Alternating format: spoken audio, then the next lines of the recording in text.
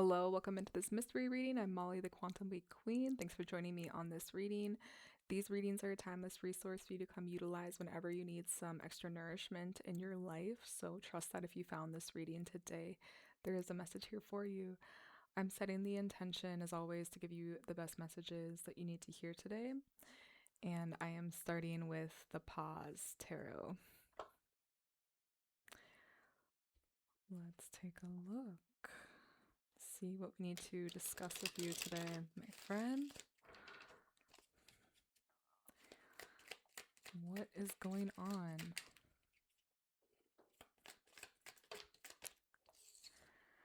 I have the Eight of Swords and the Ace of Cups. You could have an emotional situation where you feel very tied up at the moment.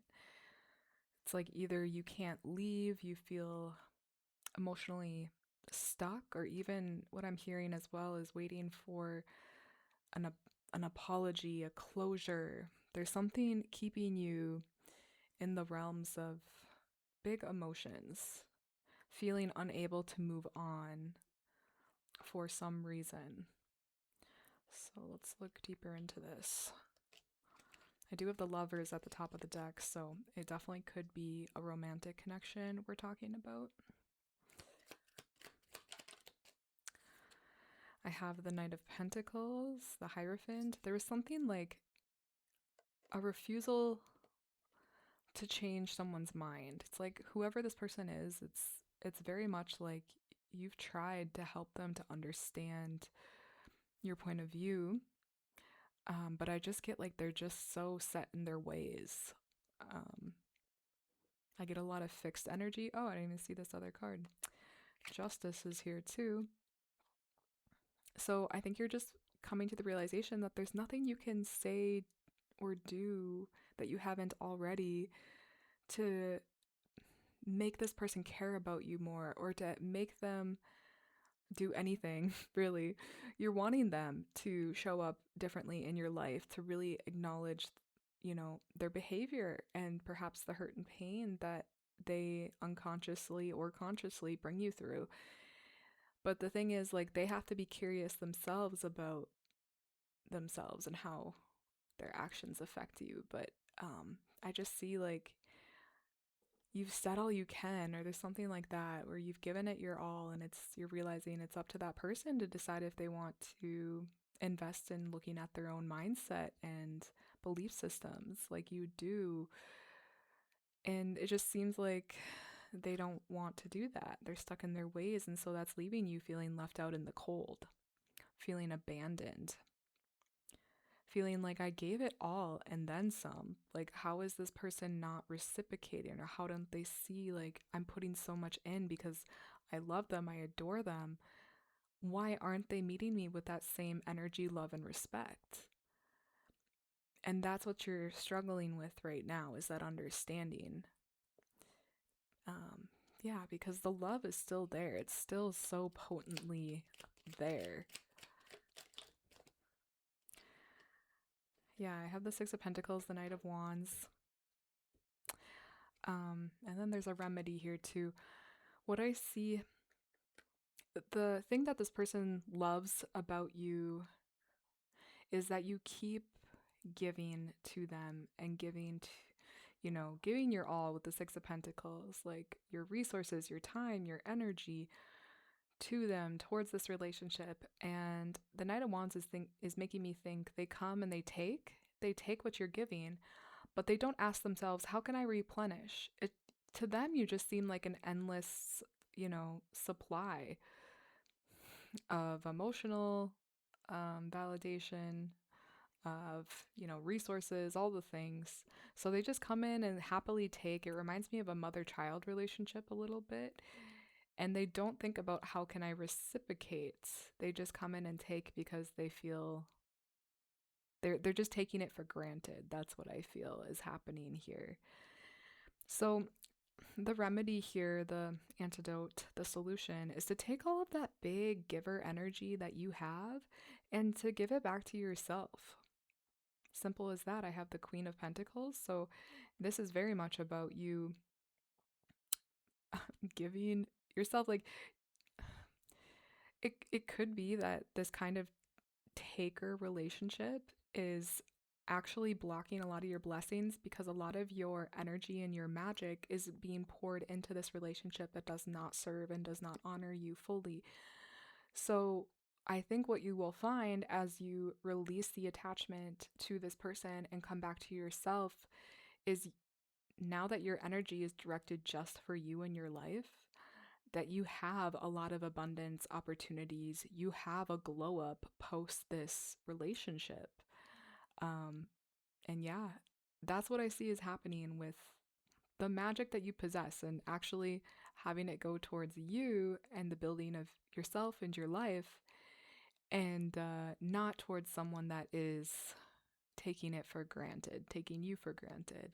You're going to find that you don't feel stuck, blocked, drained. You're going to find that you feel alive again, abundant, and truly like things are happening for you. Opportunities are opening up. Manifestations are coming to fruition. All the things happening for you.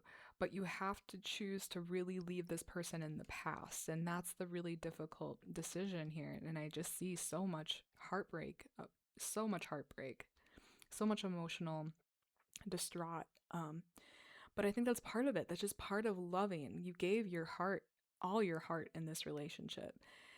And it's hard to acknowledge that and to walk away. But I truly feel that that's where you're going to be the most satisfied, is when you're just in the grief. It's the price of love, right? You did love. But now it's asking you to love yourself at a deeper level. And you're ready for it. And it's about making the decision to just deal with the consequences of love. You have to anyway. But it's not prolonging the process anymore. It's not thinking like you're stuck. It's thinking, okay, this is a new chapter for me. This is a reclaiming of my power and of my energy. Let's see where this goes, and having curiosity around it. And yeah, because when this one door is closing and this other one is opening, and it feels like you're in the between where it feels a little stuck, stagnant, and just difficult. And that's okay. And that you need this as medicine to help you grow and expand. So that's what I'm seeing from the tarot. I'm going to start pulling from oracle messages next. So I'm thinking I'm going to start with the animal oracle. This is the deck. Let's take a look. From this deck needs to be known. The card is immense growth. And it's yellow like my top. So let's find out.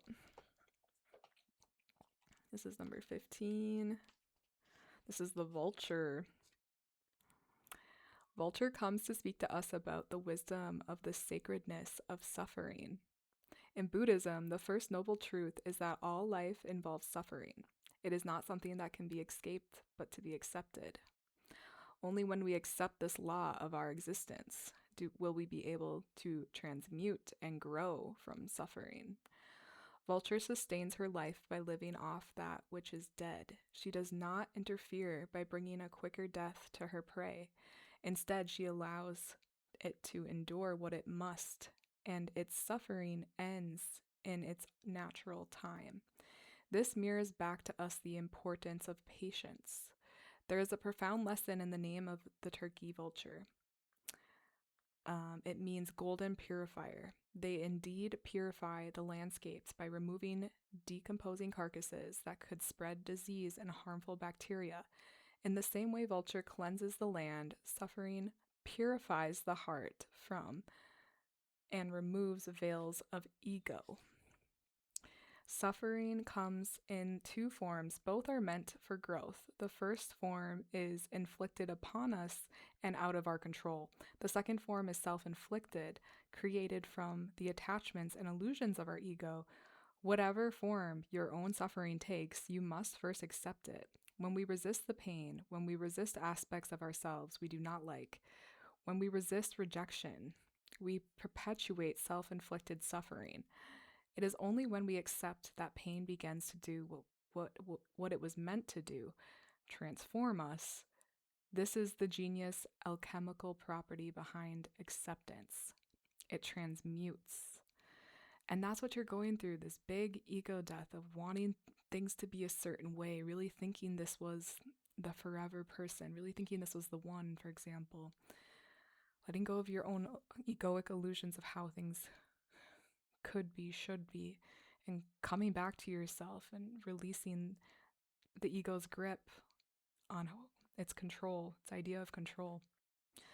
Vulture's medicine asks you to understand that pain, suffering, and trauma hold an energetic power. It is your choice whether to allow that power to attack you or to transmute its energy into your greatest asset. If you choose the latter, within you, a hidden gift will be revealed far greater than all your pain. It's true, can confirm. So that's the message. And it is like when you just accept and you just die like egoically.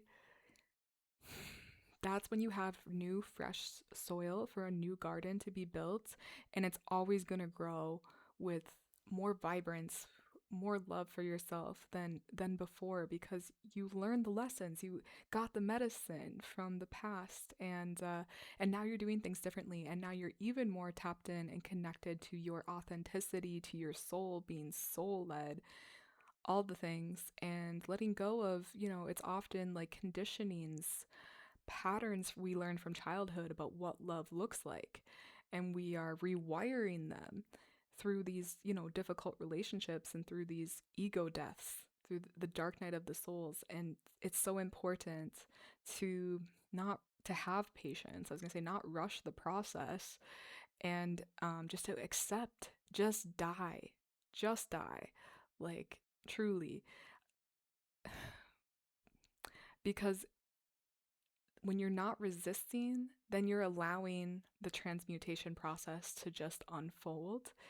And then you're able to get that tilled up soil and start some new growth at a faster rate, really. It is a faster rate when we're not resisting. So that's the message from that deck. Very much in tune with what we learned from the tarot. I'm going to pull next from the Rainbow Brain Skull deck.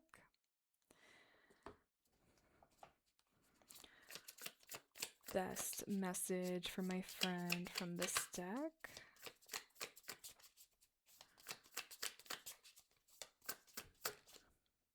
Okay, we have two here. One says, still not failing enough. The camera picked this up. Yeah, still not failing enough. And then this one, accept how you feel, then move through it.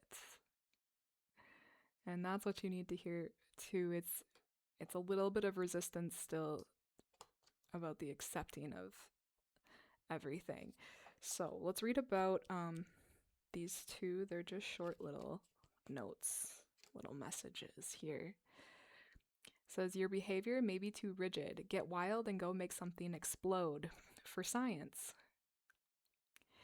And for some reason too, this is reminding me of like, perhaps there's still like some resentment, some anger going on about whoever this is about and the situation. And perhaps you need to let go of some anger in a healthy way. Let your body express it. And that could look like writing this person an FU letter. Not giving it to them, obviously, but it's for you to just get out everything you want to say to them, everything off your chest in a letter, and swear and do everything you can to just get it out.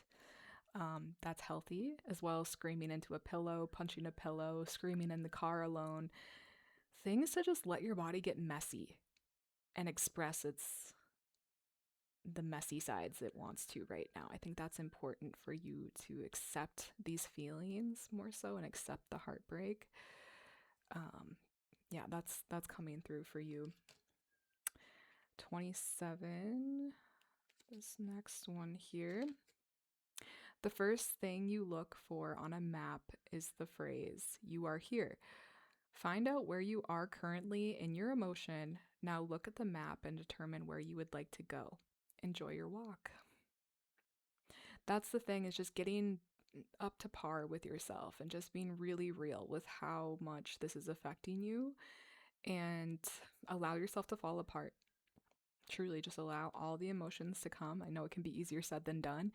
That's why I think there's two messages here to remind you that there's healthy ways you can let go, to get in and like release the emotions, because the emotions are just energy in motion, but there seems to be a little bit of stuckness or stagnant energy with them because you're not allowing them to come out fully. Acknowledge everything that's present, and it's a layered process, right? Like, it takes not just one session, but usually some sessions to get yourself um, releasing the hurt, the pain, the grief, layer by layer. And there's no rush. There's only patience and gentleness with yourself, just giving yourself the time and space to process. I think that's really important right now.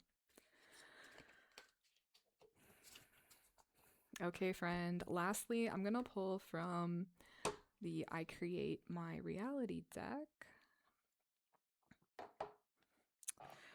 What is the best final message for my friend here?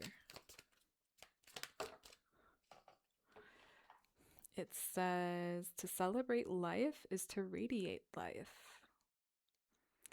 It says, today I am overflowing with energy and jam-packed full of joy. Yes, I am. Every cell in my body vibrates with high energy and sheer joy. I feel myself becoming lighter and elevated every minute to a higher state of consciousness. Smile, not just with your face, but also with your mind and being. Make all the cells in your body smile. Be radiant with life. Nice. I think that's you will have moments of this. You do have moments of this. Um it's kind of balancing the rest of the reading, because the rest of the reading was very, we need to get into the dark, heavy stuff. But this is a reminder, like, you're going to have those moments where you're not working on all the heavy stuff, where it is just joyous. And that both are just like crucial aspects of the whole range of the human emotions that we get to experience. So allow yourself access to both, and to not make one better than the other. Obviously, we like feeling the joy more, but it's only that we've been conditioned not to feel the grief and pain in and we've run from it. I feel like that's more of societal conditionings versus reality with it. So allowing yourself to die, so then you really allow yourself to live. Like, truly, I think that's kind of the motto here, and the reminder to